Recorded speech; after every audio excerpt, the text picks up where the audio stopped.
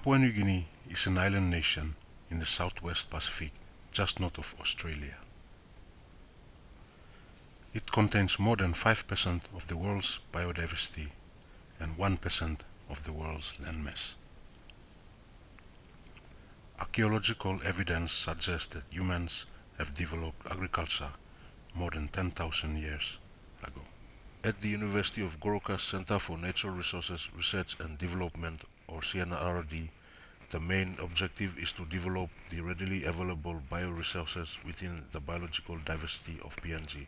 To this end, research and development of indigenous foods and essential oils have been the iconic projects at the center. Stuart Wasa, the director of the center, elaborates further. The Center for Natural Resources Research and Development, or the CNRRD, was established in 2003 as a partnership arrangement between the Department of Agriculture of the Government of PNG and the University of Goroka. It has since been involved in a number of research projects with organizations both in Papua New Guinea and overseas.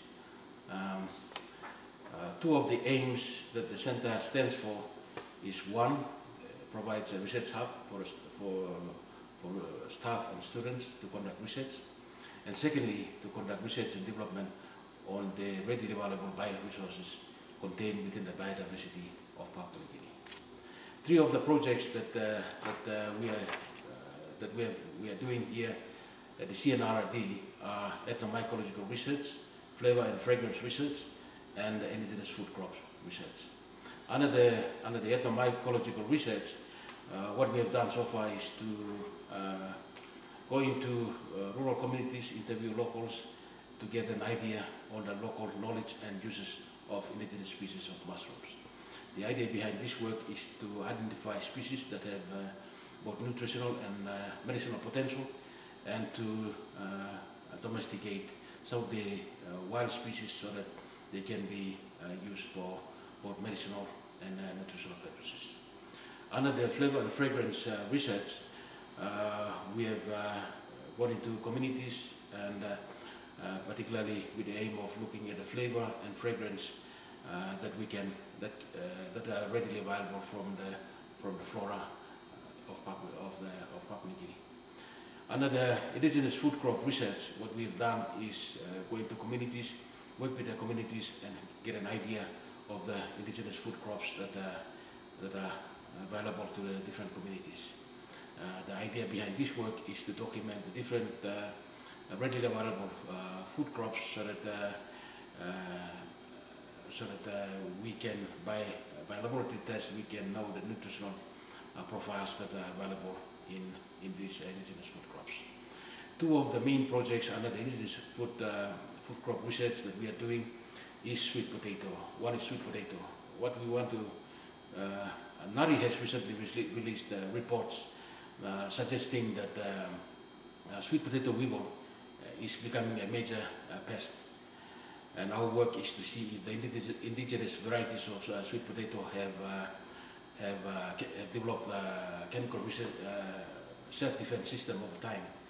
And if some varieties have done so, then that can be cloned onto new varieties of sweet potato, so that can in turn help us to secure our sweet potato as part of our food security program. Another of the project which is part of this documentary video is on the plant genus Pandanus. It involves Pandanus julianity or Goroka and Pandanus conioideus. And this documentary will cover the plant genus Pandanus. The two species of Pandanus that are of cultural and economic value are Pandanus julianity, locally known as Goroka, and Pandanus conioideus, locally known as Marita.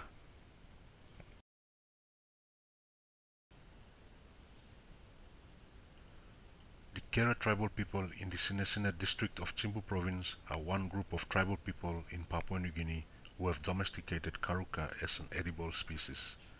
Kera tribal elder Martin Mintai explains. Otumura blomipla, okonimo sem kere, oli stablo desla area, lo busia, otumbora oli tamiok, bus knife, oli kisum na oli kamlo here. Oli kamlo big bush na oli katem. Bush finish, okay, oli kisim Goroka now na shubin na planning go down. After planting the Goroka, weeds are regularly cleared until the Goroka reaches maturity. The average maturity time for the Goroka to bear fruits is between 2 to 5 years, depending on the type of shoots. Cultivated shoots obtained from the mother plant reaches its maturity ahead of those being transplanted. The matured fruits are harvested using bush knives, long sticks or bamboo poles, and most frequently, climbing is required for taller trees.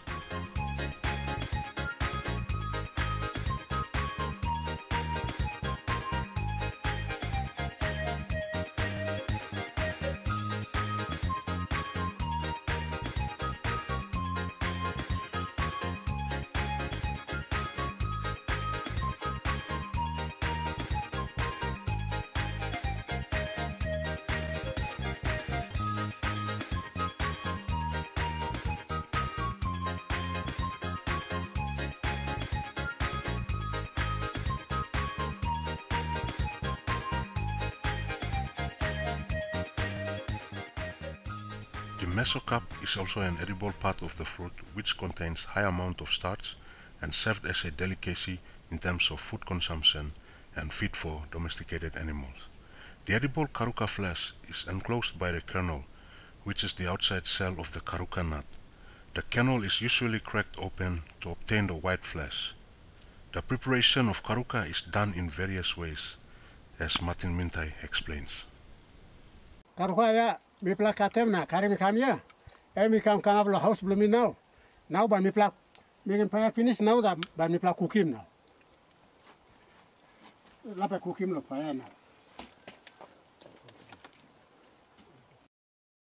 The prepared ripe Goroka for ash baking is placed over the fire. After several minutes, it is placed into the ash for baking to commence.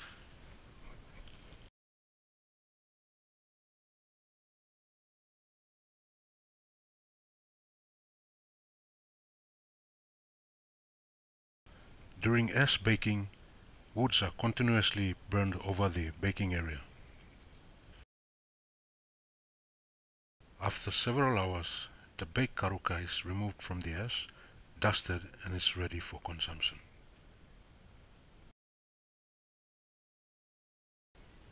The nuts of the overripe Goroka, which are regularly sun-dried or smoked, are stored for future consumption.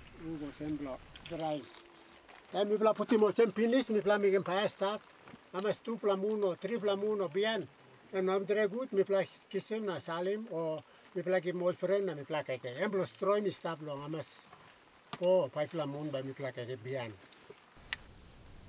Even today, the domesticated species of Pandanus have economical and social values.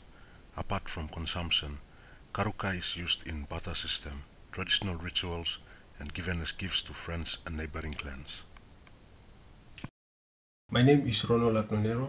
I am currently enrolled as a student at the University of Goroka under the Master of Science program in the field of chemistry. My current research is on the ethnological documentation and the analysis of nutritional profile of Pandanus dualinity, locally known as Goroka in Papua New Guinea. My research contains two main components, the fieldwork and the laboratory work. The fieldwork component of my research was aimed at obtaining ethnological information on Pandanus dualinity or Goroka using unstructured interviews with open-ended questions. My research was undertaken amongst the Kere people of Sinisina district of Simbu province, Papua New Guinea. The ethnological information provided by the local people of Kere indicated 10 identified varieties of Pandanus dualinity. The laboratory component of my work was based on the information provided by the people. It involved oil extraction, oil yield, and the analysis of the nutritional profile of each varieties.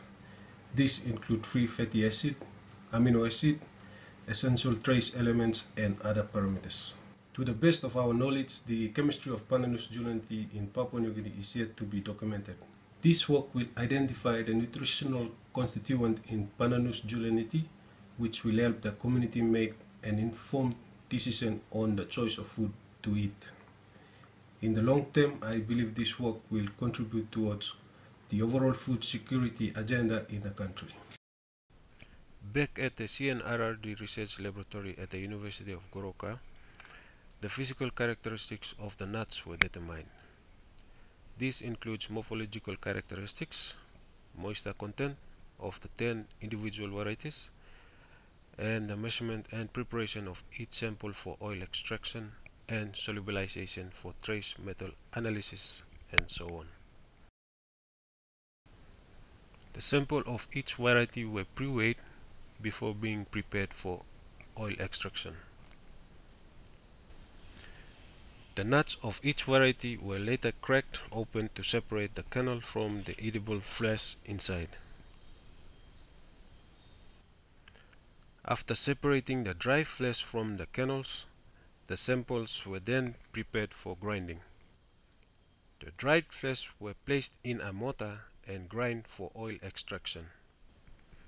The grind sample of each Goroka variety were later placed in a pre-weighed tumble plus cotton before taking the overall weight.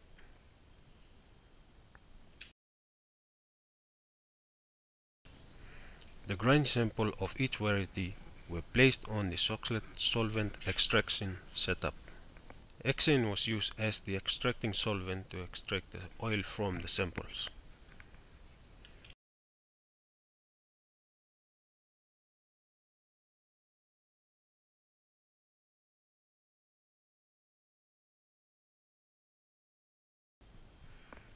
After allowing the setup to run for 4 to 5 hours, the setup was then stopped and allowed to cool. Once cool, the extract with the oil at the bottom of the setup was then transferred to a pre-weighed round bottom flask.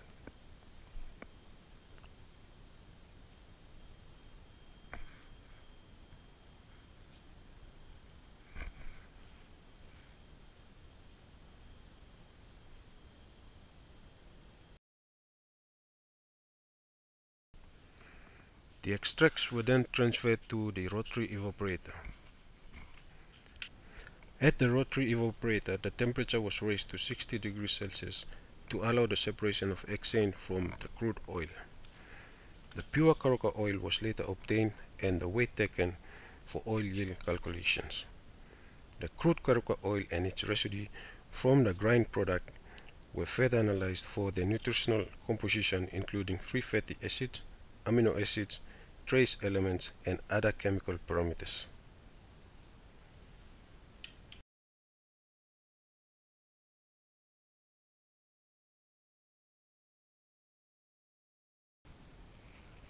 The Kaul people of Jimmy District, Goroka Province, are one of those tribal people in Papua New Guinea who have domesticated marita as an edible species.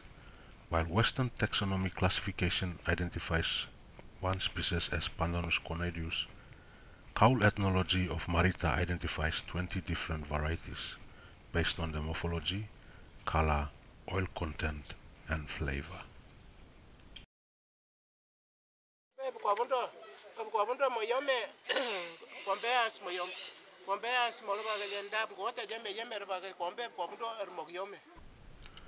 Traditionally, the Kaul people used gardening tools to clear the forest and cultivate marita.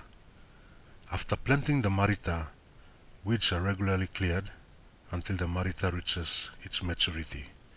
The average maturity time for the marita to bear fruit is between 1 to 2 years, depending on the type of shoots. Cultivated shoots obtained from the mother plant reaches its maturity higher of those being transplanted. The matured fruits are harvested using bush knives, long sharp-ended sticks, or bamboo poles to remove the fruit from its stalk. The first part is the traditional method of oil preparation, where the marita fruit is cut open to remove the endocap.